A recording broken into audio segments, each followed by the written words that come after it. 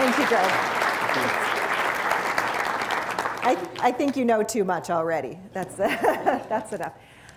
I'm coming into this, our time together, with the assumption that every one of you is a leader of some kind at some level within your airport. Right? Is that a fair assumption? Fair assumption. So with that in mind, I would invite you to imagine the person who was most influential in your leadership development. Who was that person that guided you, that encouraged you to continue to take on this tough role? How did they do that? For me, that person was my father. This is a picture of my dad, William Finley. He turns 85 years old in 2 weeks. We're going to have a party. Looks pretty good, doesn't he? Yeah, pretty good. And my father is now retired from the state of Arizona. He was actually the head. Thank you, Greg. I think you know too much already. That's enough. I'm coming into this, our time together, with the assumption that every one of you is a leader of some kind at some level within your airport. Right? Is that a fair assumption? Fair assumption. So with that in mind, I would invite you to imagine the person who was most influential in your leadership development. Who was that person that guided you, that encouraged you to continue to take on this tough role? How did they do that? For me, that person was my father. This is a picture of my dad, William Finley. He turns 85 years old in 2 weeks. We're going to have a party. Looks pretty good, doesn't he? Yeah, pretty good. And my father is now retired from the state of Arizona. He was actually the head of the Arizona State Workers' Compensation Fund here in town. So that was his calling. And he was very influential in terms of the choices that I made in my career. And I would bet you had someone like my dad. You see, my dad had a very clear vision for what I was capable of. He would say, in fact, when I went off to Arizona State University and was trying to figure out my major, I thought, you know, I think I want to be a teacher. Okay? That makes sense, right? You can see that's in my blood. And he said, no, Marnie, you need to get a degree in business. And in fact, an MBA is even better. And so I said, yes, sir, and went off and got my degree in business, continued on and got a master's degree in finance, and I still wanted to be a teacher. Okay, but I followed what my dad suggested. The other thing that he did in terms of leadership development was to introduce me to role models. He did what I call tag-alongs. He'd say, Marnie, why don't you come to lunch with me and I want to introduce you to my auditor or our attorney, my real estate broker.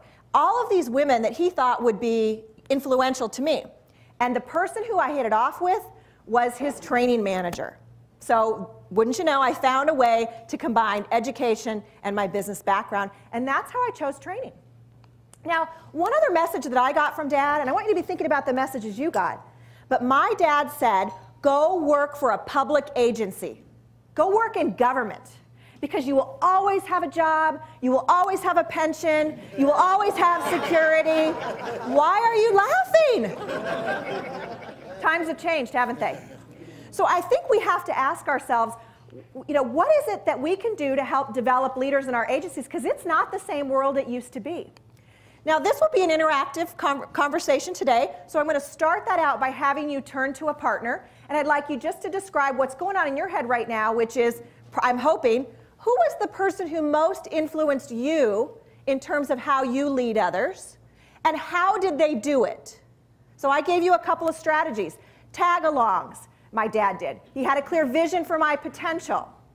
Then he had some other suggestions. But what did your leader do for you? Who were they, and what did they do? I'm going to check back in about 2 minutes. Okay, go.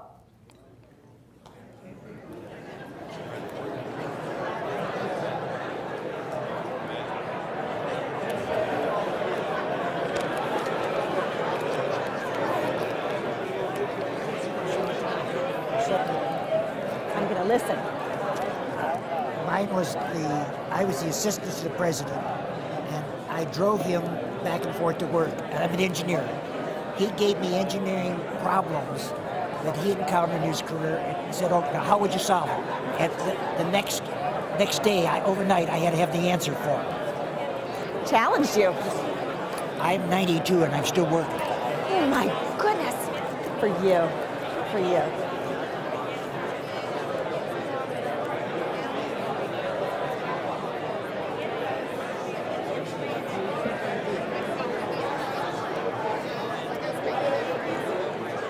All right, let's move along. If I could have your attention. Larry, I overheard Larry here telling his story. He said he used to be the driver for the president, the assistant to the... As an employee. As an employee, and your job was to drive him.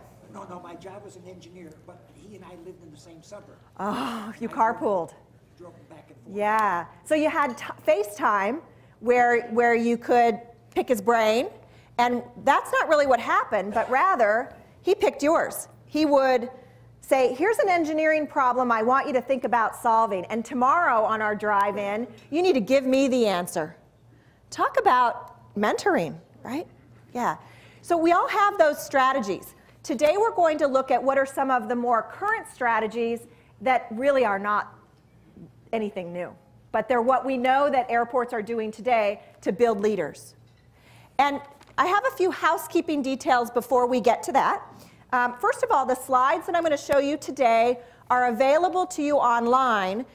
There's a lot of photos and things like this, so I don't distribute them to everybody, but if you'd like a copy, you can pull them off of my website, and you have the website address on the handout that's in front of you, so you're going to want to grab that handout as well. And the slides have already been posted under blog, so if you just go to the little red dot that says blog, you can pull those slides right off. Second is that, as I said, the handouts you have there, we're going to be using that quiz here in a moment, so make sure you've got a copy of that in front of you. Third thing that I'd like to remind you is that we are going to do a little bit of participation today. In fact, I'm going to use a very high-tech technique to engage you and to find out what's going on in your airports. And that technique is really simple. Would you all raise a hand? Raise a hand. Hi, hi. Okay. Our technology's working. All right. So when we get to that part of our presentation, I'm going to be looking for those hands raised really high, because when you're answering the questions I'm going to ask you, it'll give us all a sense for what everybody's up to. All right. So let's talk a little bit about this idea of a G-force. I really believe we are under G-forces like we have not ever seen before. And when I think about it, Larry, you're an engineer. We probably have other folks in here who can define this a lot better than I can. But I do know that when we think about a G-force, G stands for, anybody know? Gravity, gravitational. And what it really is a measurement of is the measure of acceleration. How fast is it going? How fast is it? We often think of it as falling. And I think that's a really great analogy for the times that we're in today. And that we are under G-force levels of change like we've never seen. And in fact, in some cases, those changes may be dangerous. Dangerous to our organizations, dangerous to us individually and our health if we're not prepared to handle these changes. So when I think about G-forces, it helps me. I always remember a guy that I learned about in science class. His name was Colonel John Stapp. Does anybody know who John Stapp was? Any hands? Anybody? No? I thought somebody here might know about Colonel John. Colonel John Stapp was a contemporary of Chuck Yeager. And they together, does this ring a bell now? Yeah. He together tested the impact of G-forces on the human body. Because we thought, wow, G-forces can do damage to people. How far can we take it? So I want to show you a time-release video of Colonel John Stapp in the rocket sled Sonic Wind from 1954. And it's going to go really fast, and then it'll cycle over again from screen 1, 2, 3, 4, 5. And I just want you to look at what happens to his face when he's under extreme G-forces. You ready? Okay, here he is. My husband says that when we're under massive G-forces, we all start to look like